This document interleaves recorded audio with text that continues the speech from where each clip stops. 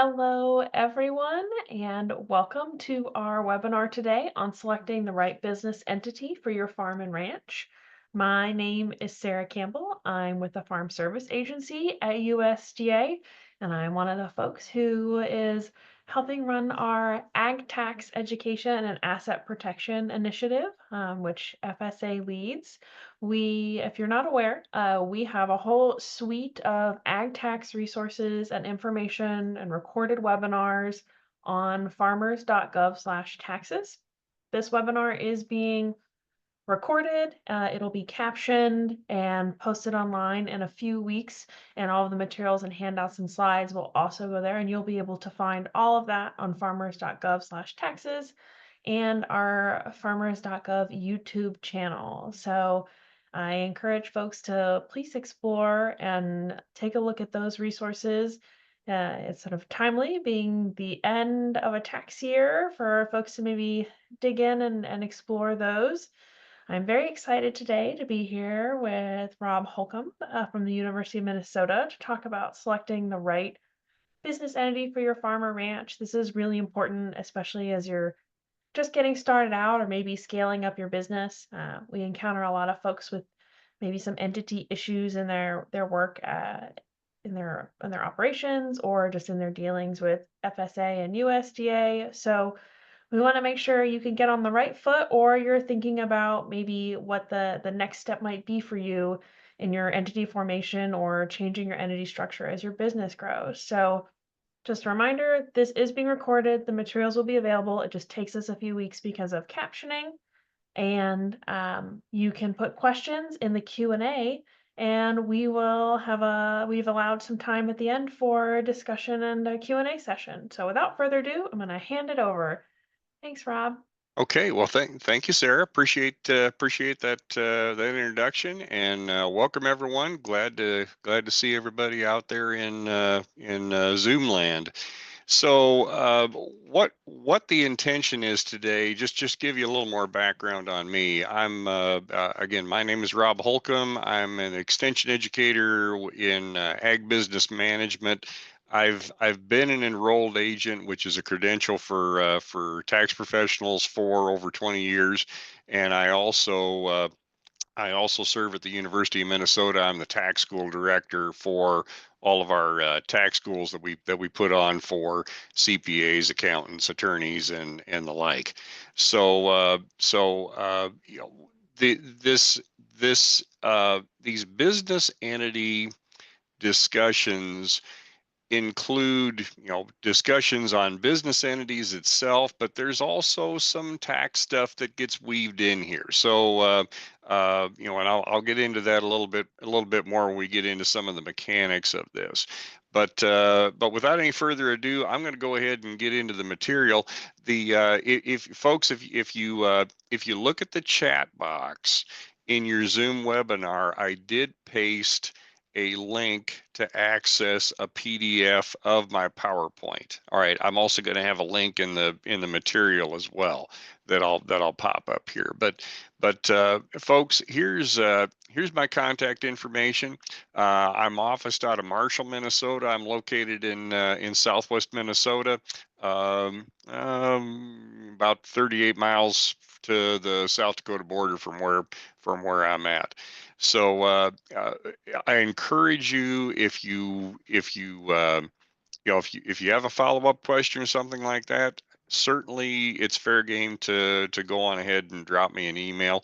I do have my phone number down there. Now, folks, what I will tell you from the very beginning here is I do an immense amount of travel and a lot of programming in and out of state during this time of the year. Email is probably the most efficient way to reach me this time of the year. So I'd encourage you to do the emails. Here's the link to the handout. What that is that's a PDF that there's a link in excuse me, the link will take you to a Google site, and that's a PDF that you can elect to download if you so choose.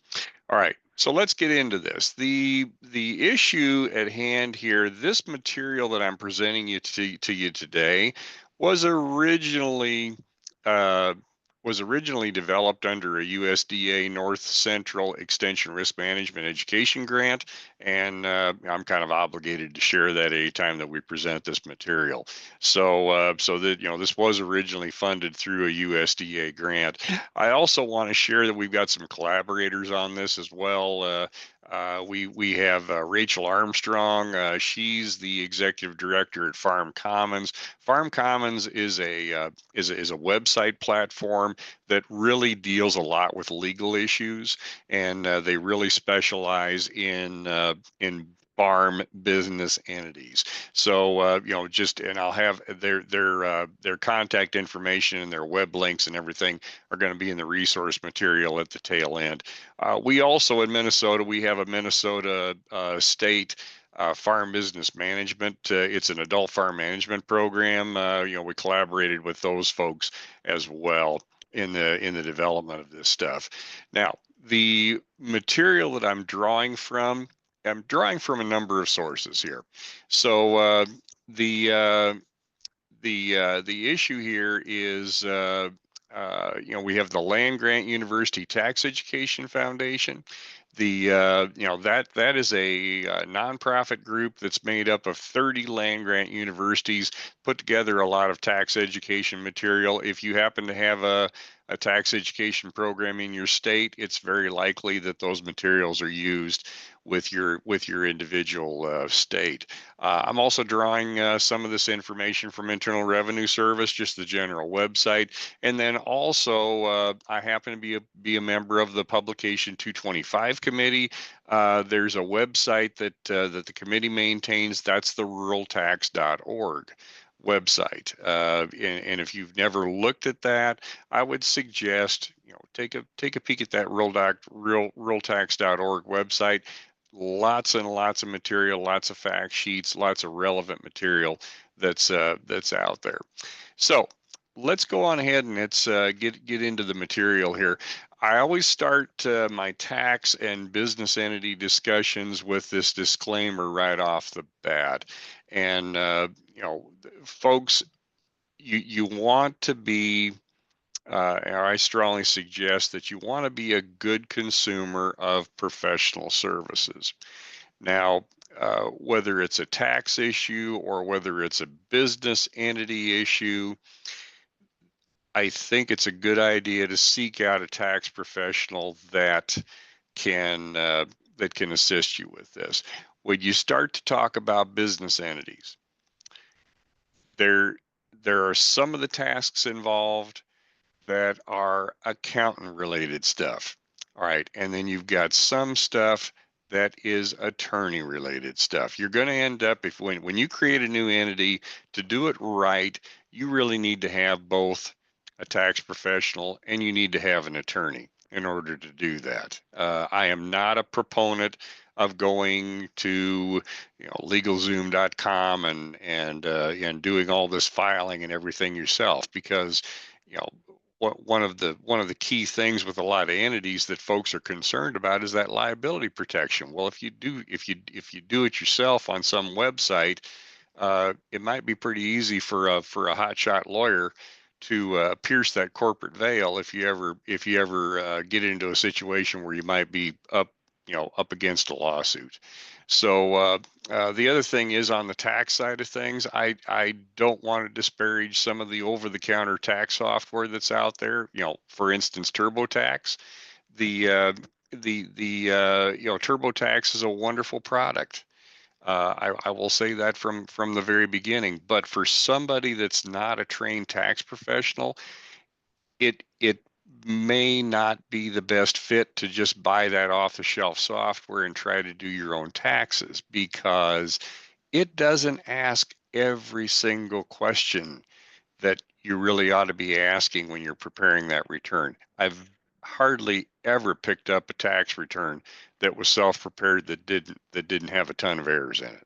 All right. I really think you do yourself a disservice if you don't seek out those professional services. So let's get into the material here. Why choose a business structure? All right. So let's just kind of move on here a little bit. There's a number of factors, folks. number of factors here. And I think one of the leading things that folks get concerned about is that liability issue.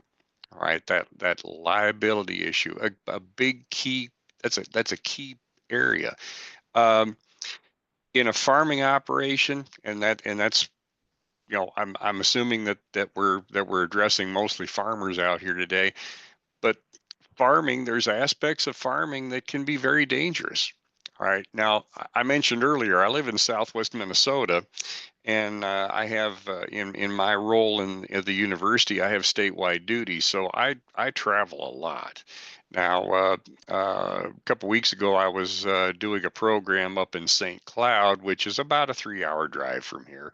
The nice part about going to St. Cloud from here is that a lot of that drive is 4-lane highway, and it goes through a lot of rural area. And during the when I travel to St. Cloud, during spring planting or harvest, you'll get the farmers with these, big pieces of equipment, big tractors, big tillage equipment, combines and everything.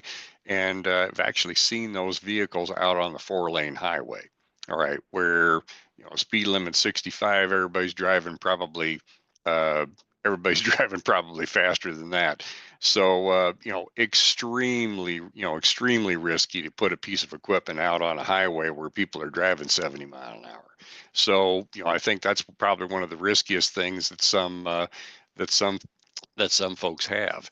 And as far as that goes, the liability protection. The other thing that I sometimes go with is just day-to-day operations that a person ought to be concerned with. Uh, Say, for instance, this is an example that I use in some of our workshops. Let's say that you happen to be a sole proprietor, and say you're a grain farmer and you own a grain truck, and you've got a employee that is hauling grain to the elevator. All right.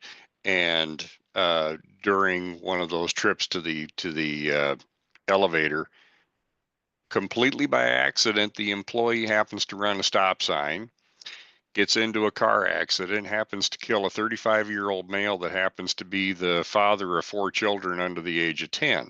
Now, question is, do you think you got enough insurance to take care of all the expenses that are going to result from that liability? And the answer for most folks is no, probably not. So that liability concern is a huge thing. Now, on the tax side of things, when you look talking about the taxes, the on the taxes, some of these entities are going to have the ability to actually save you a little bit of tax. All right, you by doing this entity, you might be able to save a little bit of self-employment tax, or you may be able to save some income taxes. So that's a consideration there.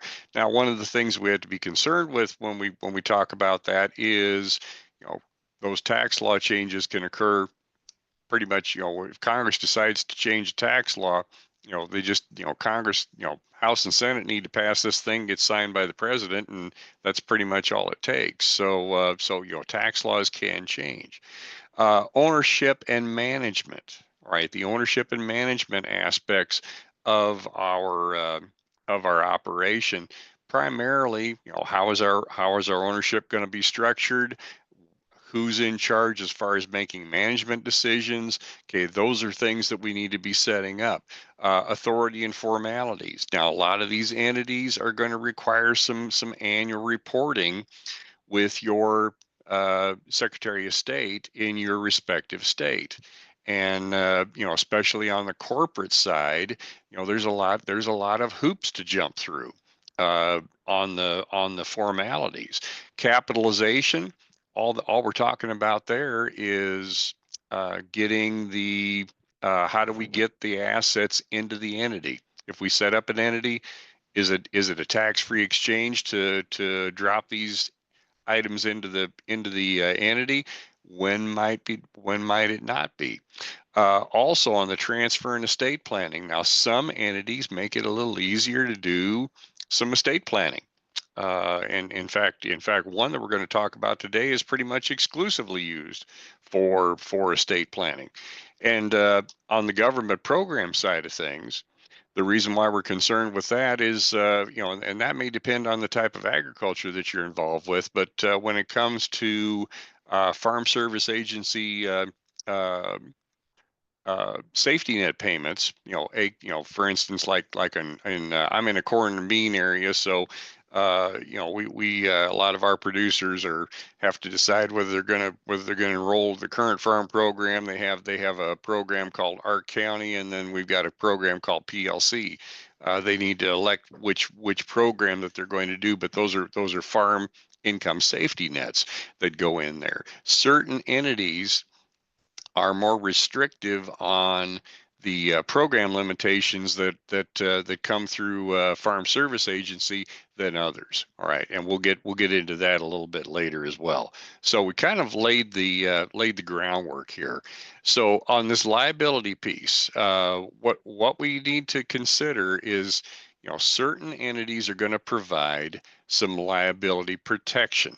All right. It's protection of personal liability. Now, when we say protection from personal liability, what we mean here is that personal liability protection in an entity means that personal assets are not going to be used to satisfy business liabilities. All right. So what that means, going back to that grain truck accident that happened there. Okay, so say if an individual was operating a sole proprietor or a general partnership where there's zero liability protection under those, and and somebody decided to sue the farm, it's not only the farm assets that are on the hook for that potential for that lawsuit, but also they can also go after those personal assets, the house, retirement plans, cars, uh, all personal assets are out there. So what we're doing is we're protecting those personal assets, for that protection. The liability may be financial or injury, but paramount here is that it's not a replacement for insurance. Don't, just because you form an entity, if I go out there and form an LLC, that doesn't mean I have to get rid of my liability insurance. All right, that is not the purpose for that. It's just giving us some additional liability protection. All right, taxes. All right, on the tax side of things. All right, there's several different entities that we're going to talk about here today. There is entity level taxation where the entity itself files a tax return and pays its own tax, right? And then we have a number of entities that are pass-through entities, meaning that the entity files a tax return, but the income that, let's start again. The entity files the tax return, but the entity doesn't actually pay the tax. All right. When the entity files the tax return, the income from the entity flows to the owners. Might be partners, might be shareholders, but that's what we consider a pass-through taxation. And under those circumstances, the entity doesn't pay the tax. The income flows to the individual owners, and then the individual owners report that respective income on their individual tax return.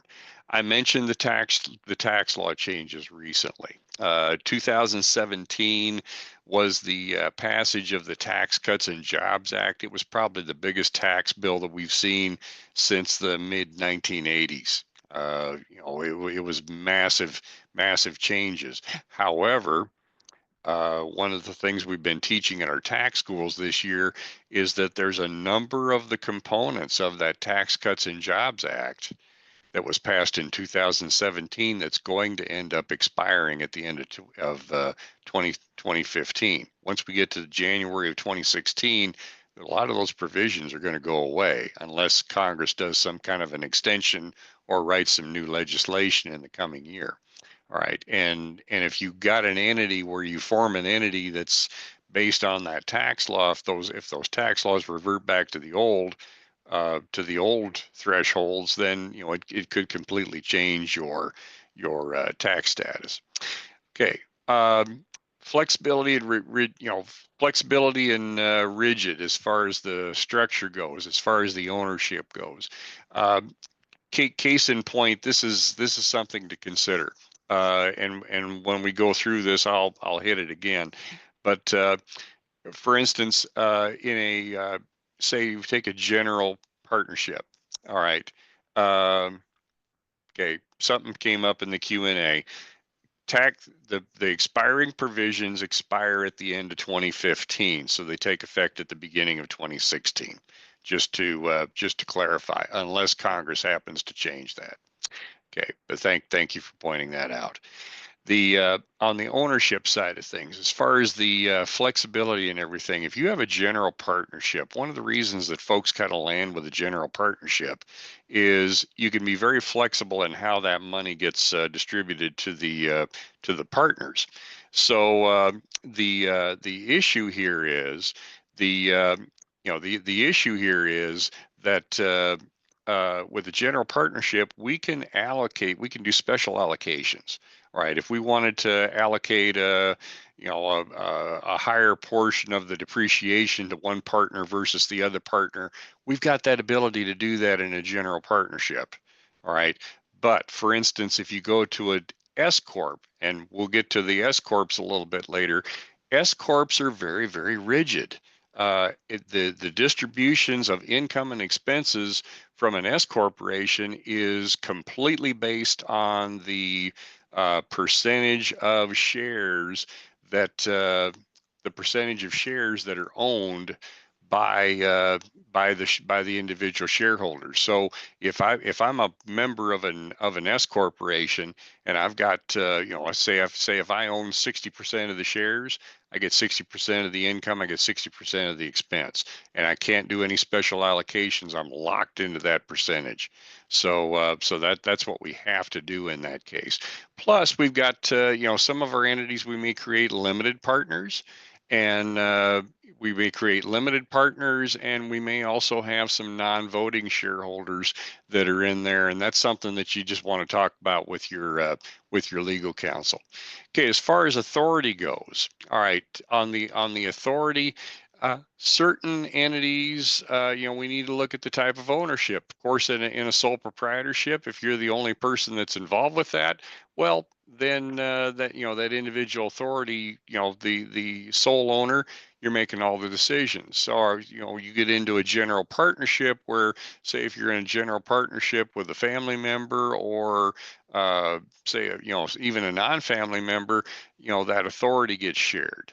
All right, so that's one of those pieces. Plus, as far as the authority goes, the business formalities, for instance, in a general partnership, it's really critical that you identify a tax matters partner, which is the person that gets contacted, if in case there's any tax questions related to that, and that has to be identified on the tax return when it gets filed.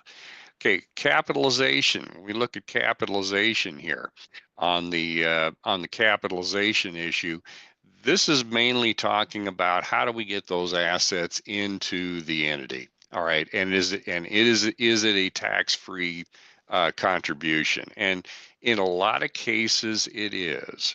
All right. For instance, if I formed an LLC, or if I formed a S corporation and I start contributing individual assets into that entity, it usually putting those assets in there is going to be a tax-free exchange. All right. The only thing that you really have to watch for, the big landmine in forming that, is it depends on the it largely depends on the debt that gets contributed to the entity as well. So let's go back to this LLC. LLCs normally operate, operationally they operate very similar to a partnership, right? So if I contribute, say, a tractor to an LLC, all right, I contribute this tractor, but then I also contribute the loan that goes with the I also contribute the loan that goes with that particular tractor. Now, if the loan amount exceeds the basis of the asset, which is the undepreciated amount that I paid, it's the amount that the basis is calculated by the amount that I paid for it less the amount that I've depreciated it. All right. So if I've got a fully depreciated tractor that I'm dumping into this LLC, and then I contribute a whole bunch of debt, basically what I'm doing is I just relieve myself. I just got debt relief is what I got. So I'm going to have to pay tax on that. All right. So whenever you start contributing debt to these entities, be careful. All right. Make sure you have, that's another reason why you definitely want to be in a situation where you're able to talk to that tax professional. All right. Transfer and estate planning. All right, some entities are more conducive to helping out with a farm estate transfer plan.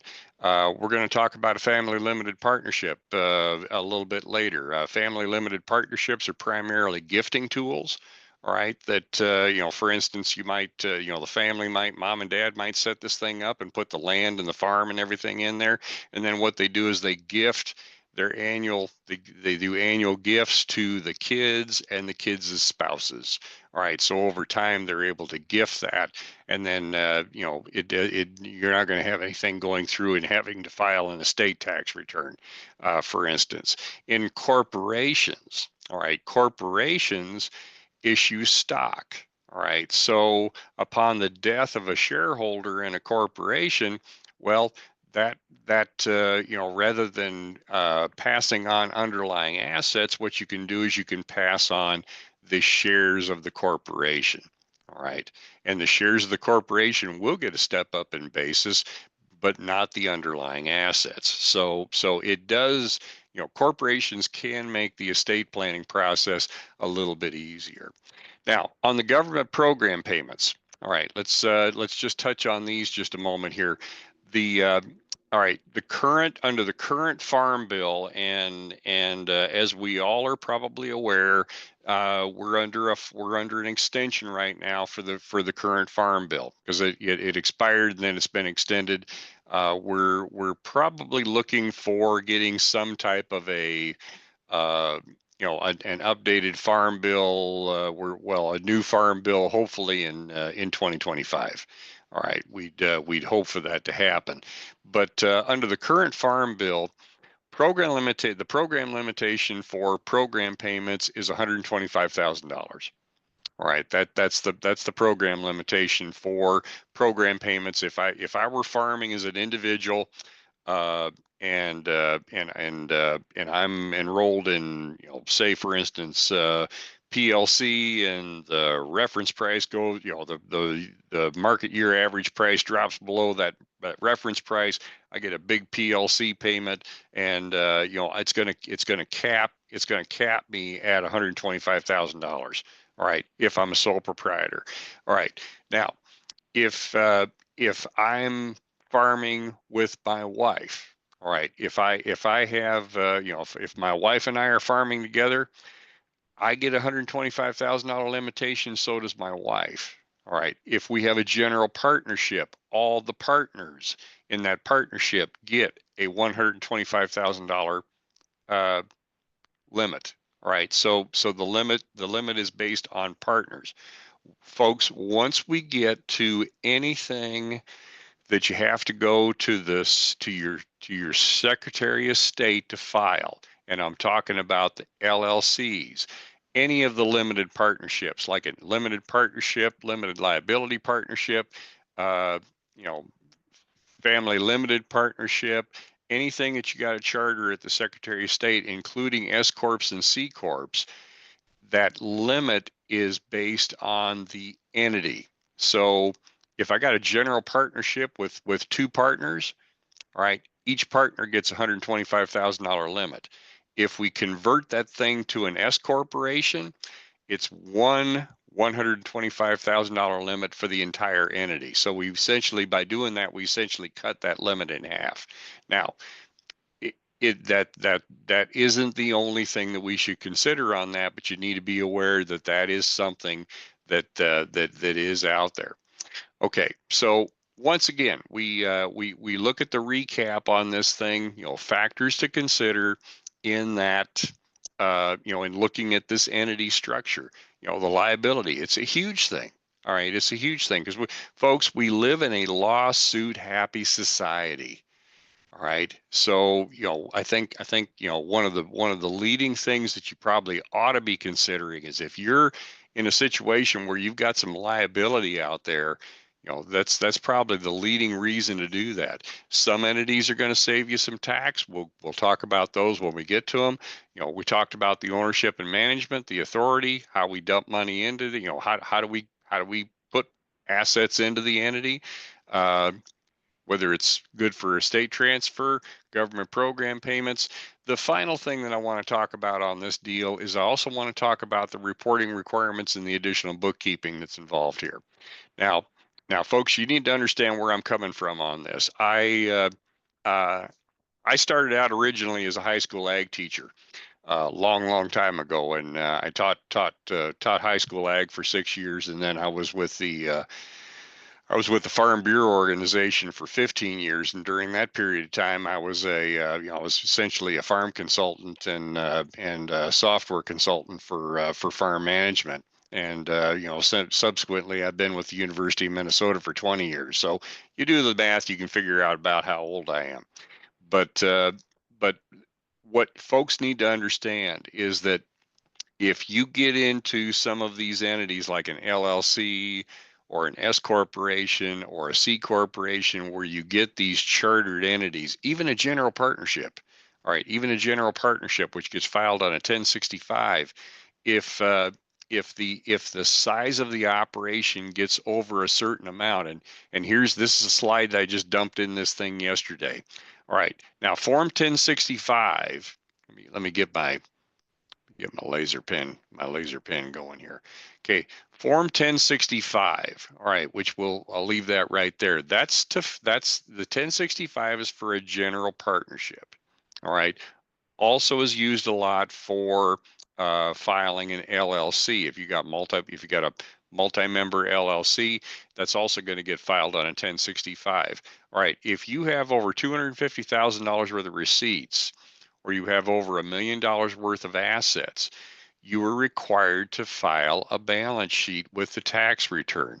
Now, what that means, folks, is there's a balance sheet page that goes with the 1065. You have to start the year. You have to report the beginning checkbook balance at the beginning of the year, the ending checkbook balance at the end of the year, and you've got to account for every single penny that went through that bank account over the course of the year. All right. All right. And so it requires a higher level of record keeping than what a lot of sole proprietors are used to, because when I've done taxes, sometimes I'll have somebody that'll walk in the door and what they're doing is they're just keeping track of the farm stuff.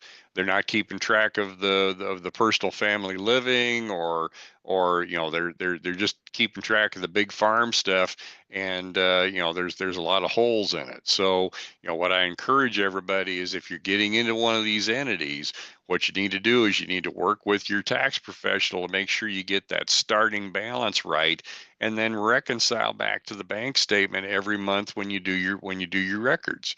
And it's not a good idea to wait till December 31st to type in all 12 months worth of stuff, because you're going to have errors in there.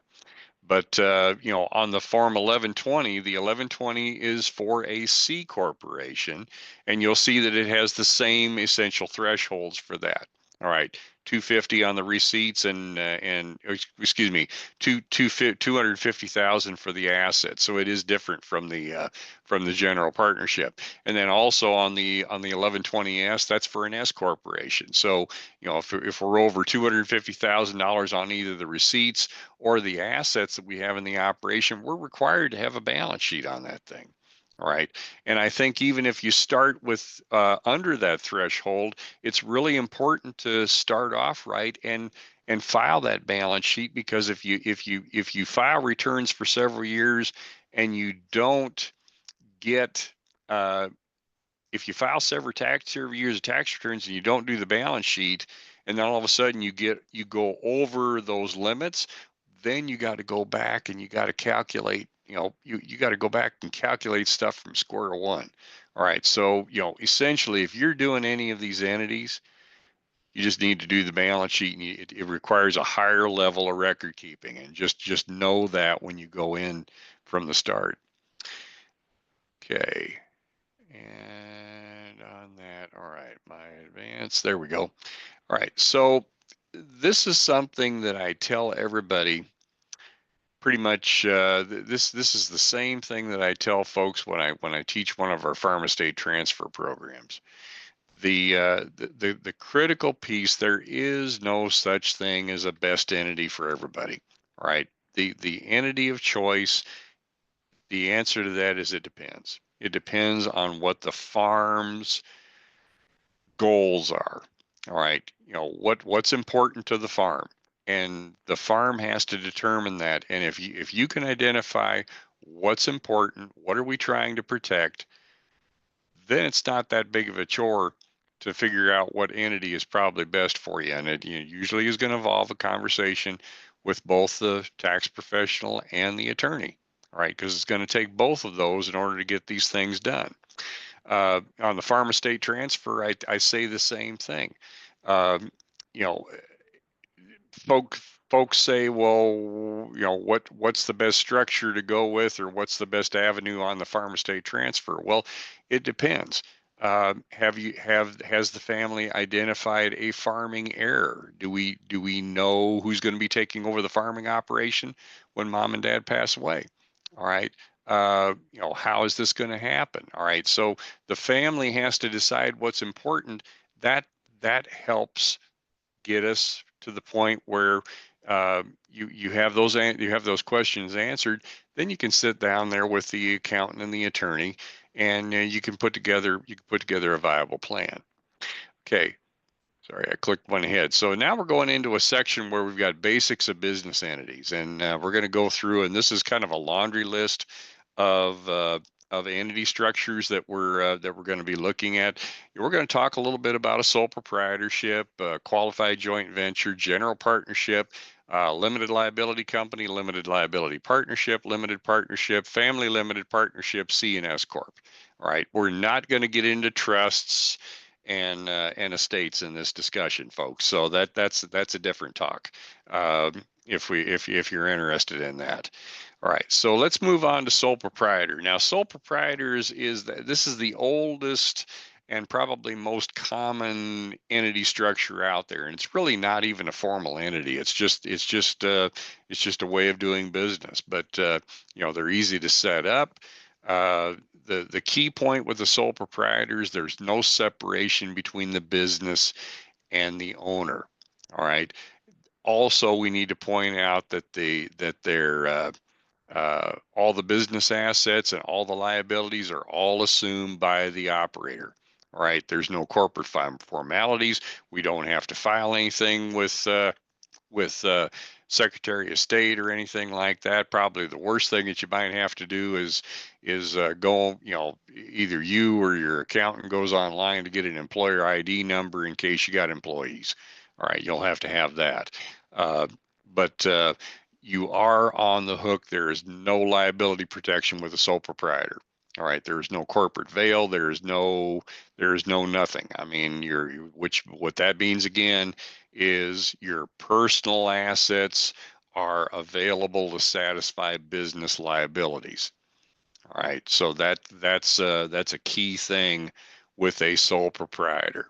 But and when that happens, this is kind of the way I tried to create some flow charts to kind of explain how this stuff flows. But as far as the sole proprietor goes, on the sole proprietor, the you've got the individual that is farming as a sole proprietor. They're going to file their business income and expense on either a Schedule F or a Schedule C. Schedule F is for farm. Schedule C is for non-farm businesses. All right, so it might go with either one, but those are schedules that go on the 1040. That's part of the federal 1040, and that's how that income and expense gets reported. All right, so it's very simple, very simple. And at one point in time or another, just about everybody has been a sole proprietor. All right, now qualified joint venture. Now I will take a little bit of time and talk about this one because this is one that's been getting a little more traction as of late. And qualified joint venture is this can be either done with a farm or a non-farm.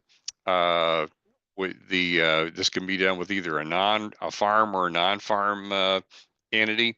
The key point to a qualified joint venture is you have to have a married couple. That is a requirement. You have to have a married couple in order to have a qualified joint venture. But what happens is you've got a married couple, you've got the business. Let's say it's a farm, right?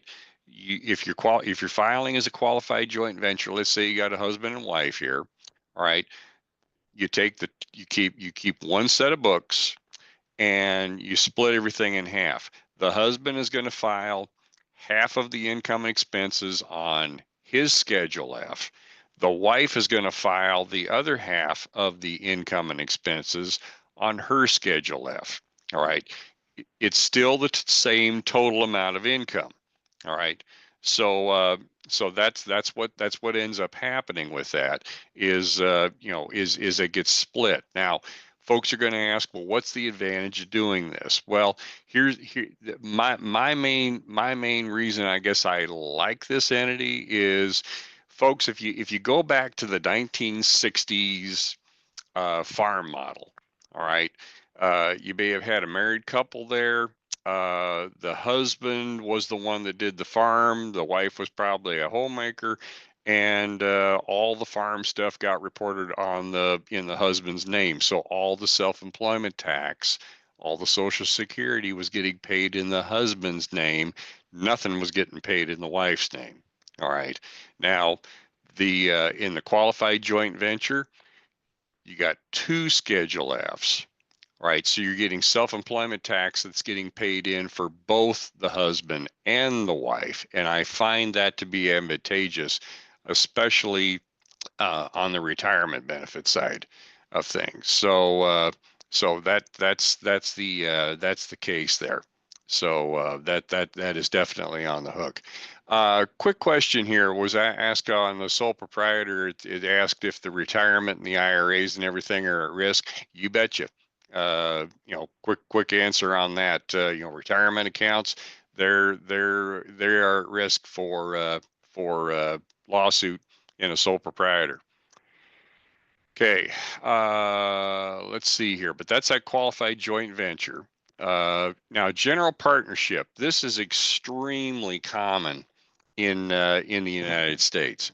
So, in a general partnership, it really tax wise, it's almost the same as what you would have, ramifications would be the same as if you were a sole proprietor with just more than one person. But they're relatively easy to set up, but you do have that additional bookkeeping that goes with it because when you form a general partnership, if you have any type of assets in there or any sizable income, you're probably going to end up having to, additional record keepings. You got to file that balance sheet. The other thing you have to do with a partnership is you have to track capital accounts, which is kind of that individual equity account for each of the partners. All right. So there's some additional, there's additional bookkeeping and additional things that you're going to have to pay the tax professional to do when if you jump into a general partnership. But they're really advantageous from the standpoint that you're putting multiple people into one operation, so you've got more human resources to throw at the operation, plus you're pooling assets, right? So you're pooling assets, and oftentimes that makes the farm more flexible in what it's able to do. Now, the key point with a general partnership is there's no liability protection. All right. It's just like a sole proprietor. I mean, there is no liability protection. If a general partnership gets sued, any of those personal assets are on the hook. All right. You know, there's no liability protection there whatsoever. The other thing that you got to watch out for here, this bottom bullet, you know, whenever you start putting multiple people in a business, you know, you've always got that ability for conflict. All right. Now folks, it's not in the PowerPoint here, but if you form a general partnership or any of the entities that we're talking about, you typically want to have some type of an agreement between the owners. All right. In a partnership, it's going to be a partnership agreement. All right. Critical that you have a partnership agreement. It needs to go beyond just a spit and handshake. All right. It needs to go beyond that. I've had situations, folks, where 20 plus years ago, I had a client. It was a family farm. The family farm is family farm was a general partnership amongst three brothers. They were renting the property from mom and dad, and unfortunately, one of the brothers contracted terminal cancer. All right, and ultimately ended up passing away. Well, fortunately for them and for everybody concerned with that, they had a very well written partnership agreement that had been drawn up by their attorney. And when this all transpired, the partnership agreement spelled out the how the assets from the deceased brother were going to pass back into the partnership, how the deceased brother's spouse was going to get compensated for that transaction, because essentially she was exiting the partnership, and and they had assets in the partnership. That's why it's really critical to make sure that those things are drawn up there. Okay, question here on sole proprietor: can spouse's assets be at risk? That's going to depend on where you're at. If you're in a it depends on whether you are in what state you're in. It's going to be dictated by your local jurisdiction, because we've got um, I'm having a brain lapse on the items there, but yes, that's going to depend on your local jurisdiction. Is kind of the bottom line on that. Okay, so let me look at the other question here. Retirement accounts, yeah, there, and the other point here is that some states are going to shield retirement accounts.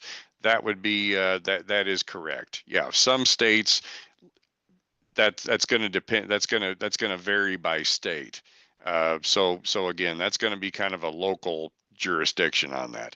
Okay, I got our one of our people help me on my brain lapse here. It's community property state. For instance, I'm in Minnesota right now, and Minnesota is not a community property state. Wisconsin happens to be a community property state. So anytime that you get into assets in Wisconsin, it's everything no matter what is shared with the spouse as a community property item there. So that's what that term is there. Okay, so looking at the clock here, I need to kind of scoot here a little bit. So on paper, looking at this thing from a tax standpoint, this these partnerships, what happens with the partnership, and check out the slide here. I'm going to kind of swirl this thing a little bit. The partnership in a general partnership is going to keep a partnership set of books. It's going to file a partnership return, but the partnership doesn't pay any tax. All right. There are these things called K1s that report. All right, if we've got a partnership and we got three partners, all right, and they get an equal share, all right, this partner is going to get a K1, and that K1 is going to report a third of the income, a third of the expense to that partner. It's going to happen for all three of these. All right, the K1s get distributed to the partners. And then what the tax preparer does is the tax preparer enters the information from the K1 onto their individual 1040. So ultimately the income and expense all get reported on their individual returns because it's a pass through on that K1 form. All right, and that's the way that works. Now, everything is still subject to self-employment tax. There's really no tax savings with a general partnership. Please understand that. If we were to, to take that same amount of income and divide it by 3 and just report a third of it on everybody's return, the tax bill would be identical. All right, it would not make any difference. All right, so there's no tax savings with a general partnership. All right, limited liability company. Now, if I were to say that, what are the 2 hottest entities on the market right now, I would have to say it's probably LLCs and S corporations. Those are the 2 that everybody's really jumping into right now in a big way. Now, the limited liability companies are chartered through your individual Secretary of State, right, in your respective state. So it's going to be chartered in whatever state that you're located in. Now, it's a chartered legal entity, and it does offer liability protection as part of that's one main reason why folks create these things is it creates some liability protection. Now, I do need to clarify, folks. All right. These things have been around since really the 1990s is when these things started showing up. They have not really been tested extensively in court, not to the degree that you've seen court cases for S corps and C corps. Right. So these entities haven't been around all that long, and some legal advisors are saying, you know, it offers it offers liability protection, but it may not be the pristine one that you're going to get with an S corp or a C corporation. Now, the key thing about why folks like LLCs is they're simple. All right. If you have a multi-member LLC, it gets filed on a 1065 partnership return, and you essentially do the same type of bookkeeping with with an LLC what you would with a general partnership. All right. There is some minimal amount of filing that has to be done with the Secretary of State every year. That's going to vary a little bit by the state that you live in, but tax wise, it's going to look identical to what's going on with the general partnership. The LLC is going to keep its own set of books. It's going to file its own return, but the LLC does not pay any tax. It passes all the income respectively to those partners on a K1, and then that income gets reported on each of the partners' 1040s each year, and that's how that income gets reported. All right. Let's see here. Okay, 2 things here. Question from first one. See, what if you live in a state from your farm? Okay, folks, question is, if you live in a different state than where your farm is located, you need to check with your legal counsel on that, because I can't, I don't know what state you're coming from, and I'm primarily familiar, pretty familiar with the Iowa and Minnesota laws, but once we get outside of that, I'm probably not going to be able to answer that off the top of my head. So, you need to check with both your tax professional and your legal counsel on that. Okay, on the individual that put the note in there about the not able to access the handout, shoot me an email, Neil, and I'll email you that file. I mean, you may have firewall set up on your security settings that are not allowing you access a Google Drive. So that's what's happening with there. Shoot me an email and I'll email that to you. Now, good question on this about single member LLC. All right, there is such a thing as a single member LLC. So if I'm a single individual and I'm farming, but I want to create an LLC, but I'm only one person, I get this thing chartered through the Secretary of State, but it gets chartered as a single member LLC. It's considered a disregarded entity. And what I do is I file that thing on my Schedule F on my 1040. But when I fill out the Schedule F, I'm going to write on the top of the Schedule F, if I name my LLC Holcomb Farms LLC, that's what I put on the top there. All right, and I'll file that as a Schedule F, but I still get the liability protection under the LLC. All right, so you can have a single member LLC. Okay, moving on here. Limited liability partnership. All right, on the limited liability partnership, you have to have 2 or more people involved, and the key thing is, and these are typically called LLPs. For an LLP, for a long time, I thought, this really doesn't have an application in agriculture, but we're starting to see these things crop up a little bit. Now, typically what you see in LLP in most of the time is these are popular for, say, like a doctor's office, a dentist office, or a lawyer.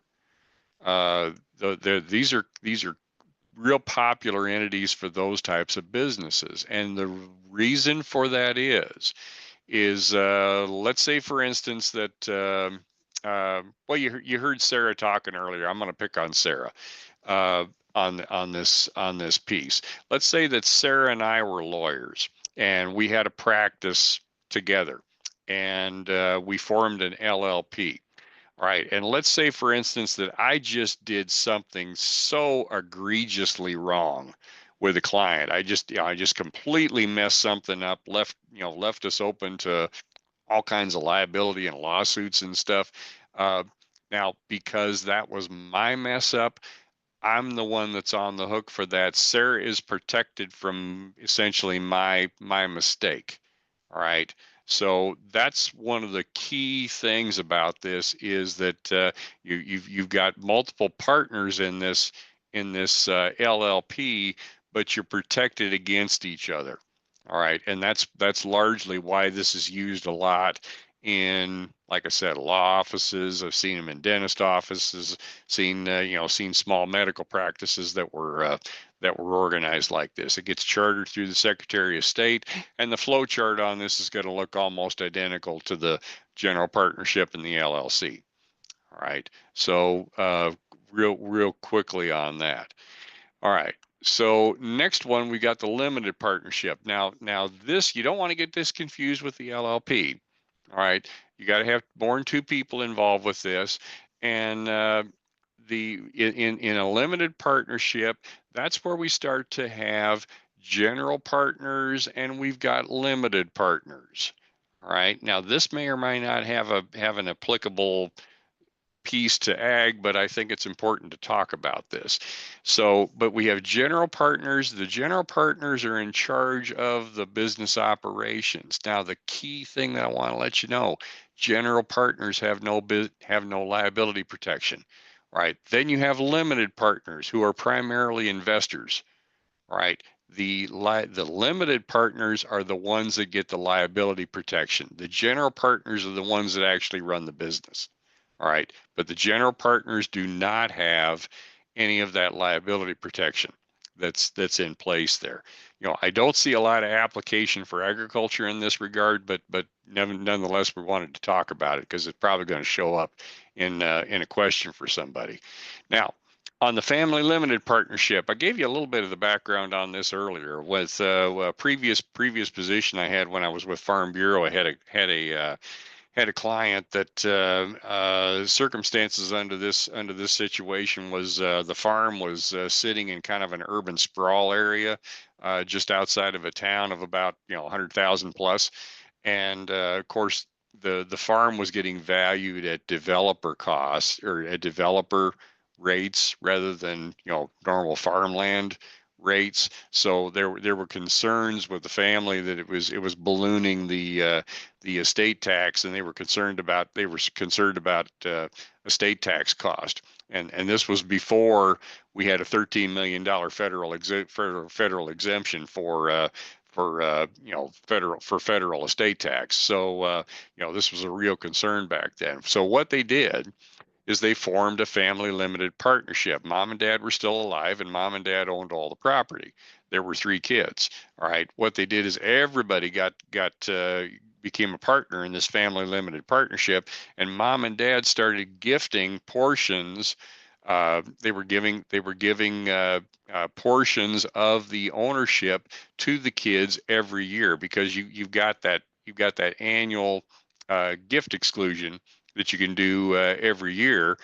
This year happened to be 18,000. So, if you had a married couple, you can give 18,000 to the husband, or 18,000 to the kid, and 18,000 to the kid's spouse. All right, you do that over the entire family, and you can move quite a bit of money in a short amount of time, over not too many years. So, primarily these family limited partnerships are a gifting tool. All right, that's primarily what they are. Is they're a gifting tool that folks can take advantage of, and over time, what it does is it transfers those assets. Now, in the advent right now, where we have over a $13 million federal estate tax exclusion, this might not be the thing to look at, but that those that huge estate tax exclusion is set to expire at the end of next year. So and if it is allowed to expire, it's going back to around 7 million. So that it could get come into play if we if depending on what Congress does or does not do. All right. Now let's get into the 2 corporation entities. So the question is on transfers. Okay, the question is what basis carries over. To answer that very quick, when you do a gift, the gift has to be. Excuse me, I'm catch my breath here. When you do a gift, the basis of the person giving the gift transfers over to the person receiving it. So if I have say for instance, I have a tractor that I've completely depreciated out, and I decide to give it to my daughter, all right, she's going to receive this tractor worth X amount of dollars, and it's going to have 0 basis. All right, the basis that I had transfers to the recipient. All right, so that's how that handles. And yeah, the family limited partnerships do need to be family members. All right, that's by by the name itself. That's kind of self-explaining there. Okay, let's get back to the C corporation. So we got 2 different kinds of corporations that we're going to talk about here today: C corporations and S corporations. Now, when you form a corporation initially, it always starts with a C. All right, always starts as a C corporation. These have been around for forever. The C corporations are a living, breathing animal all of themselves. All right, they you keep the corporate books, you file the corporate tax return. The C corporation pays its own tax, and then what happens is you get the pass through. The money ends up flowing out of the C corporation to the individual shareholders, and we'll get to that here in just a minute. So the only way to really get money out of a C corporation is you either need to pay out wages or salary, or you can have rent, because you typically don't want to have land in that corporation. So that typically, if there's land in the farm, that land is going to be held individually outside of the corporation. All right, so there may be some rental payments, and you also might see some dividend payments that are coming out of that as well. All right, now the downside of a C corporation is you do end up with double taxation.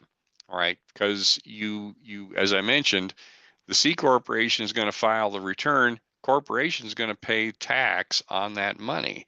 Well, then when that money gets passed on to the shareholders, it's going to get taxed on the individual return as well. All right, so you do have a double taxation piece that happens with a C corporation that you need to be aware of. Now, Personal assets, between an S corporation and a C corporation, those are probably the highest level of liability protection that you can have. All right, it's been tested in court, and the issue is going to be there on that piece. Now, the couple things that I want to mention on this C corporation is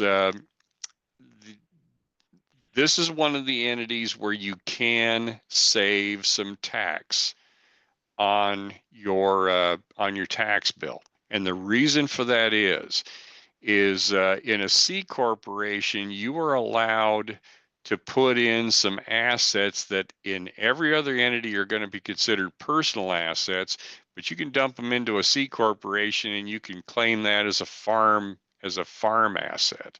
All right, case in point, I've seen people that had C corporations, and what they did is they put their personal residence in the C corporation. All right, so their house was owned by the corporation. All right, so when they had to put a roof on the house, it was a farm expense. All right, and completely legitimate. Now, the downside of that is someday down the road when you have to unwind this thing, all right, if you have a house that's outside of the corporation and you sell that house, as long as you've lived there for 5 years, in most cases, it's going to be a tax-free sale. Once you put that thing into the corporation, it becomes a corporate asset, and it's going to get liquidated just like anything else. C corporations don't get capital gain treatment, so everything is going to be taxed as ordinary income. And if you have a gain on that asset over time, it gets extremely expensive because the corporation's going to pay tax on it, and then when it goes to the individuals, they're going to pay tax on it again. All right. And there was a question here on why you don't want to put land into a corporation. Built-in gains tax. All right, C corporations, you can get built-in gains tax, which is a tax that accumulates over time if you have assets that accumulate in value and then they're later sold. All right. Case in point, you never put land in a C corporation. Had a former client that had a C corporation many years ago, and what ended up happening was they put the land in the corporation, and this individual was very elderly, unfortunately passed away. There was no farming heir to take over the farm, so they ended up liquidating they ended up having to liquidate the farm. They had this low basis land that was in the corporation that was put in there like in the 1980s, and they liquidated this thing, and by the time the corporation got done paying the tax and the individuals got done paying the tax, the marginal tax rate was well over 60%. All right, so the way to combat that, if you do have a C corporation that has land in it, you can convert the thing to an S corporation, but you got to operate it for 5 years and not sell any big assets out of it for 5 years, and you can get out of the built-in gains tax. If you got that going on, you need to talk to your accountant about that. But that's the reason why never put land in a C corporation. All right. I don't like putting it in an S corporation either, but the C is really, really bad. So the way the money flows in a C corporation, all right, the C corporation keeps its own books, files its own return, pays its own tax. All right. But then you're going to have money flowing out of this thing in the way of rent, or flowing out of here in the way of wages, or flowing out of here in the way of dividends, and then that gets reported as income on the individual shareholders account. All right. So got another one here. What about land? Now, folks, I'm going to tell you, I'm going to address the LLC owning land by an LLC. That's coming up here in about 10 minutes. So I'm just going to kind of dismiss that one, but that's coming up. S corp. Here's the other entity that the other corporation that we have. Now, as I mentioned, all corporations start as a C corporation. All right. In order to get to an S corporation, you start with a C corporation and you have to file paperwork in order to elect S status. All right. So it's an additional election beyond the initial creation of that C corporation. Now, the thing about an S corporation, most of an S corporation operates just like a partnership. It's a pass-through entity. The major difference is that the profits that pass through from an S corporation are not subject to self-employment tax. You heard me right. S corporation earnings are not subject to self-employment tax. However, S corporations are required to pay salaries to their shareholders, right? And when you pay that salary to the shareholder, there's FICA and Medicare withholding on those W-2s. That's where the self-employment tax gets paid in an S corporation. All right. So what you can't do with an S corporation is you can't have an S corporation that's got $300,000 worth of earnings, and on the balance sheet on this S corp, it shows you here's what the on the S corporation, it shows you here's the earnings, here's the salaries that were paid to shareholders. You've got $300,000 worth of earnings, and you're paying $10,000 in salary. IRS is gonna that's an audit magnet is what's going to happen there. All right, so the salary needs to be commensurate, and that's that. And how much does the salary need to be? That the answer to that is it depends. All right, it depends. That's an item by item piece, and you need to kind of talk with your accountant about that. All right, but so we're required to pay the shareholders a salary. We do have more formal rules in there than what we have with a partnership. All right, because remember, I mentioned earlier, partnerships, we can do special allocations, right? We can do special allocations with a partnership. With an S corporation, that money flow is based on the percentage of the total shares that over the course of the year, and there's no deviating from that. All right, we're really locked into. We can't do special allocations like what we can in a general partnership. All right, the liability is I would compare that to it's identical to what you're going to see in the you're going to be in the S corporation. Liability is going to be pretty much the same as what you see in the C corporation. It's got really good liability protection on that. Okay, on the S corporation, looking at hopefully you're seeing a continuing theme on here. The S corporation here, the S corporation is going to keep its own books. It's going to file its own return, but the S corporation does not pay any tax. All right, so this is a pass through. That income flows on a K1 to those individual shareholders. So the income that's going to be reported on the shareholder's personal return, it's going to be a combination of that K1, and it's also going to be a combination of the W-2 that they get from the S corporation. So that's the fiery hoop to jump through on that. And IRS does have some compensation guides on how to determine what that reasonable salary is. I mean, there are some tools out there, but that's another workshop for another day. All right, let's look at what we got here.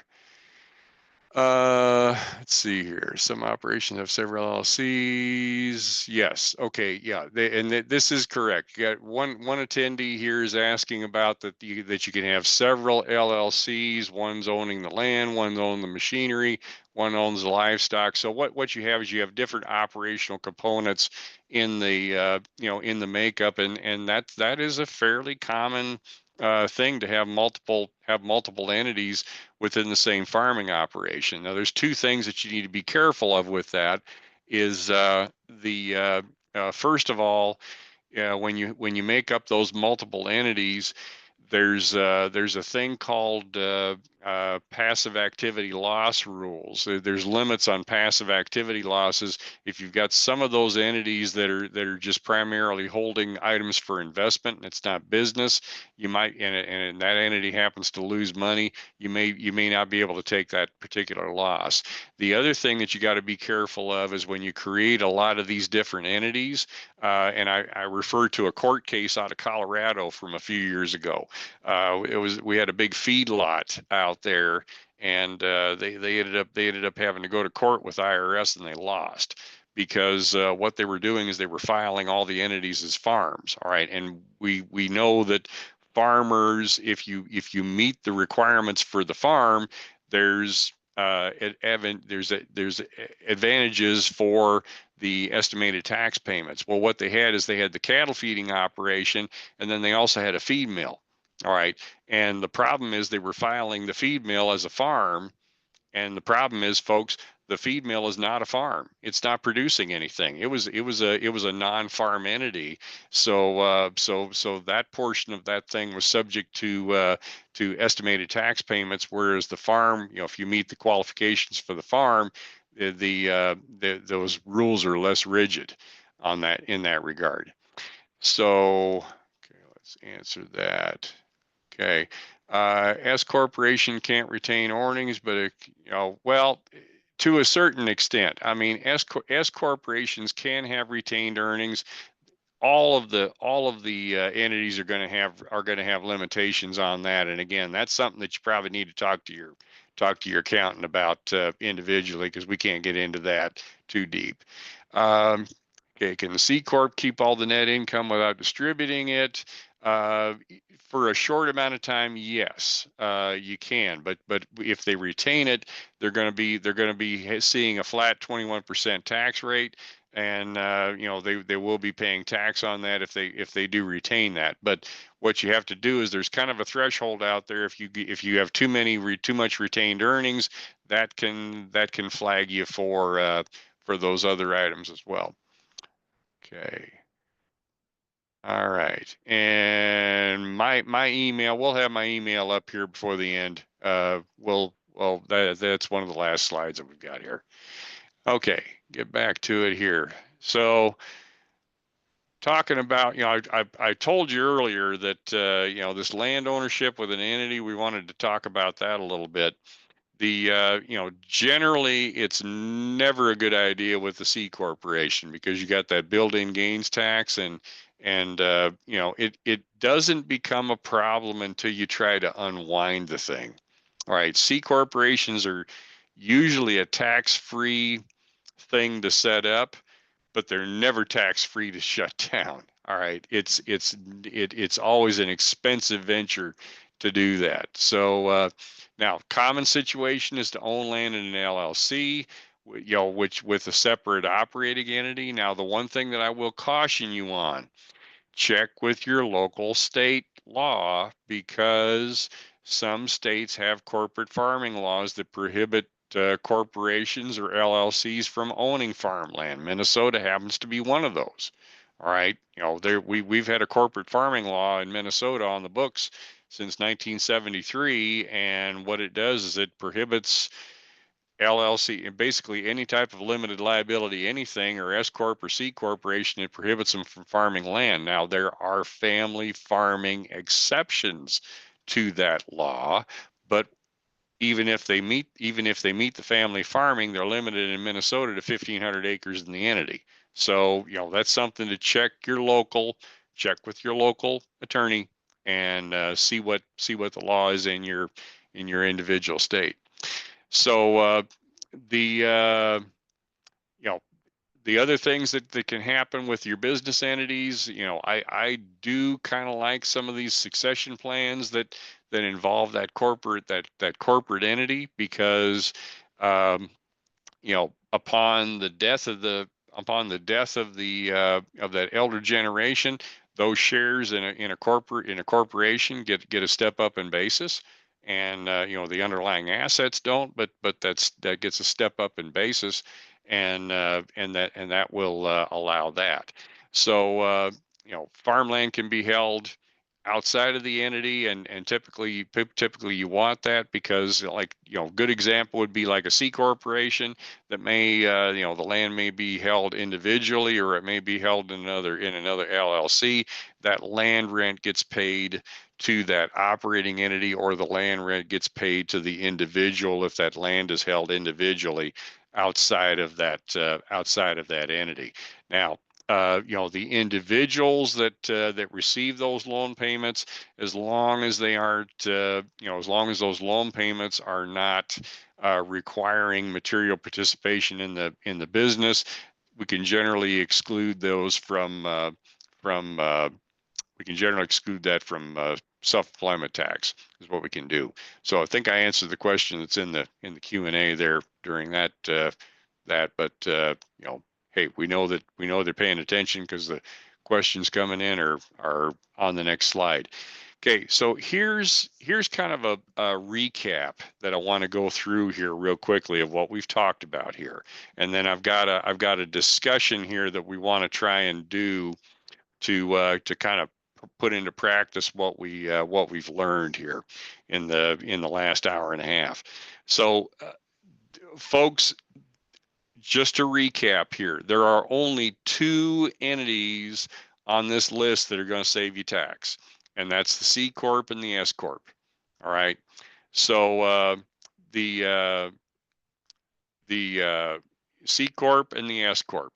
On the remember, the C Corp is an animal all of its own. It files its return, it pays its own tax. But what we can do in the C Corp is we can put assets into the C Corp and take them as farm expenses that we can't do with other entities, like a personal residence, or that personal residence is probably the most common thing there. S corporations, the reason why we're able to save tax with an S corporation is, remember, the flow through that comes through there on the K1 is not subject to self-employment tax. We have to pay a salary to the shareholders, but folks, we don't have to match the profitability with the salary. All right. A classic example, the farm might be making $200,000, and that's what's getting passed through to the shareholders, but we might only be paying 100,000 in salaries. All right. So there's 100,000 in there that we're not paying self-employment tax on. That's where the tax savings comes from in an S corporation. All right. Now the sole proprietor, remember, that's the simple one. But there's no liability protection. We file it on our 1040. The general partnership, we do that on a 1065, which is a partnership return. Again, relatively easy. Easy to operate. We've got flexibility in the pass through of the income, but no liability protection. Right, that limited partnership is that's similar to that LLC, but those losses pass through. That's where we have those general and limited partners. General partners are subject to the liability. Limited partners are excluded. And then the limited liability company, I think this and the S corporation are probably your two most popular ones. The key thing about the limited liability company is it's simple. Right, it's extremely simple. Not a lot of corporate hoops to jump through in that regard, and but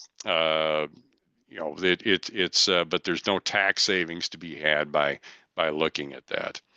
Okay, I'm going to introduce a case study here. Let me just kind of take a peek here at the questions here. Okay, now on the nonprofit entities, folks, they're any entity. Okay, first of all, I need to clarify one thing. Nonprofits are not my forte. I do farms. So, it's very uncommon to have a nonprofit farming operation. You really need to kind of get somebody specialized that works with that. But you got to blend. I would be more worried about like whether it's a 501c3 or a 501c5. 501c5s, can be an agricultural item. So that's, the 501c5 is probably the the entity, the nonprofit type that you would be looking at, but you probably need to find somebody that deals with nonprofits, because that's a whole different animal that's there. It's got its own set of rules and everything there. Okay, C corporation lease land. That I'm sorry, I don't know what that shipping container is.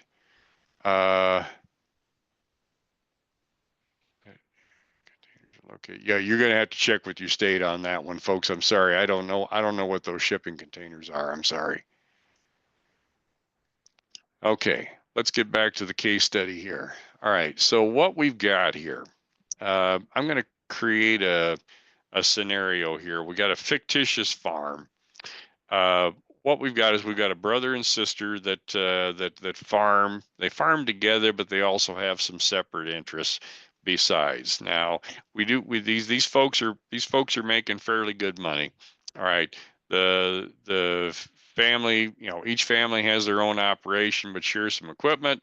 Okay, the brother has 1,100 acres, and he's making a little over $150,000 worth of farm income. And the sister has her own operation. She's got 1,000 acres with $150,000. She also has a son that's getting started. He's got a small hog operation, and he's got about 16,000. But he's also working in the farming operation. Now, what I'm going to do is I'm going to give us. I've got two of these that we're going to talk about here, and folks, I want you to use the Q&A on this. But what we want to do is the family goals. I'm going to give you the family goals here. All right. And what we want to do is in the Q&A, I'd like everybody to offer some suggestions.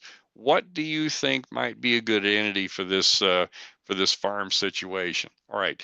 Now, folks, this group for this discussion, they hate paying taxes. I mean, they absolutely hate paying taxes.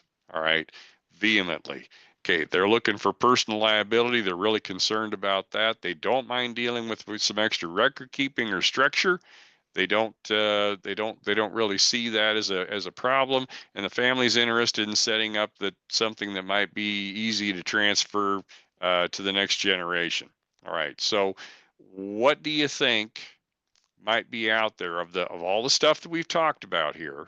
What might be something that would fit the bill for these folks? Okay, and I'll just give you about 30 seconds out here. We'll have some uncomfortable silence, and we'll get a few things in here, and then I'll kind of address those.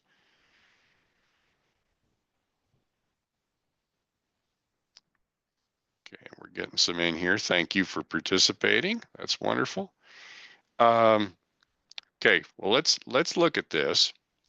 Okay, I'm seeing S corp and C corporation kind of flipping up here a little bit, and folks, I gave you the answer to this about 2 minutes ago. All right, the only two entities that we've talked about today that will save you tax, where there's potential tax savings, is the S corp or the C corp. All right. Those are the only two. Anything else we're talking about, if you took the same money with everything else besides the S and the C corp, if you took X amount of dollars on a sole proprietor return and then you move it to the partnership or LLC or LLP, you're going to end up with the same tax bill. All right. There's no savings of self-employment tax or anything along those lines. All right. The only things that are really going to save you tax is probably the C or the S corporation, and I probably lean more towards the S corporation just because it's very, very popular. Now, the family partnership is going to be a good estate planning tool, right? because we can do the gifting, family partnership. I think they meant family limited partnership. That's going to be a gifting tool and everything, but it doesn't save us any tax. All right. So that's this. But see, folks, this is the kind of exercise that we need to look at when you're looking to decide what you want to do. You need to sit down with whoever the decision makers are or the family members that are going to be involved, and you need to set up a pecking order of, all right, here's what's important. And, you know, then from that list of what's important, then we're able to go on ahead and decide what we want to do. All right, let's do another one of these. I got two of these. I got two of these set up here. This is number 2. So on this one, little different twist. All right, these folks are really concerned about liability protection. They're concerned about, they're concerned about the they're concerned about the liability protection. They also want that ability to pool assets, right? But they want to do something simple. I mean, record keeping for these folks is probably a little bit of a challenge, right? And they're not wanting the they're really not wanting those they're not wanting anything really complex. All right. So what are you thinking on that deal? Okay, and I think, and you folks, and again, like this last one, I kind of gave this one away about 2 minutes ago. All right, the the one that keeps showing up all the time is the LLC. LLP would also be a good option for this if that was applicable on that, but primarily what I'm looking at on this one is that LLC. All right, LLCs are popular because they're simple. We run them just like a general partnership. Uh, we don't have to do all the corporate filing. We have some filing that we have to do annually with your state secretary of state, but it's not like all the stuff that we have to do with a corporation. All right. S corp is there's going to be some complexity to the S corp. All right. S corps are going to offer some tax savings, and that's primarily the reason why those folks go to that is for that tax savings on that. But I for what I thought of when I put this problem together is I'm thinking in terms of LLC. All right. So with that, let me address this other question we've got here. Tax savings are marginal. Okay, earnings distributed are taxable at individual rate, and retained earnings are taxed at corporate rates. Well, but my point is that in the C corporation, we're able to take deductions for things that would otherwise be personal assets. All right. So if you're doing the C corporation, if you're not putting the house in there and other things, yes, then John, you probably do have a point. But what I find is that in most C corporations, that's what's happening is they're putting some of those personal assets in there, and it's intended to be pretty much a lifelong type of situation with that regard. Okay, well, folks, we've been taking some questions on here, and I'll open this thing up for questions, but let me hit some resources here first. Okay, somebody was asking for my email earlier. It's just holcomar@umn.edu. Again, that's it's just my last name, first initial at umn.edu. Try to leave that up there for 30 seconds here. And the other thing that I want to share with you, if you're able to download, and first of all, a couple people were reporting that they couldn't download the PDF of the PowerPoint. Shoot me an email, folks. I'll email it to you. And some folks with firewall or security settings, they're not able to access that portal. It's something that I don't get excited about it because it's kind of driven by the by your security settings that you have. So references in the PowerPoint handout, I've got quite a few resources here that I'd want to point out to you here. The one thing is, if you're kind of a novice at some of these business entity or taxation pieces, I've found a line of books. They're called NOLO, NOLO. I've got probably 4 or 5 of them on my shelf off to my left here at the office, but they address tax issues, business entity issues. The thing I like about that is the authors are really good at putting things into layman's terms, and they don't, it doesn't read like you have to have a Philadelphia lawyer to understand it. So several of those are listed here. The other thing that I like to point out to you now, this University of Minnesota Extension Farm Legal Series. Now, some of this stuff is Minnesota specific, but a lot of it's not.